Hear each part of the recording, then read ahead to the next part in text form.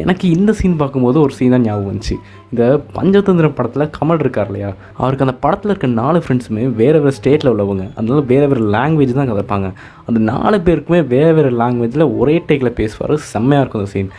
ನನ್ನನ್ನು ಕಂಟ್ರೋಲ್ ಮಾಡಬೇಡಿ, ಬೇಕಾದ್ರೆ ನಿಮ್ಮ ಗಂಡದರನ್ನು ಕಂಟ್ರೋಲ್ ಮಾಡಿ. ನಾನು ಕೆಟ್ಟವನೇ.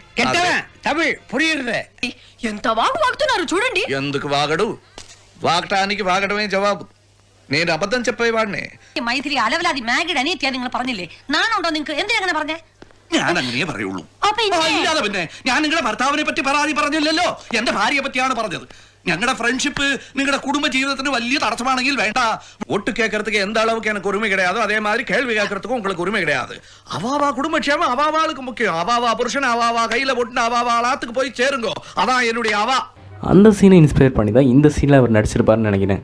அதோட மணிகண்ணனு கூட ஒரு கமல் ஃபேன் தான்.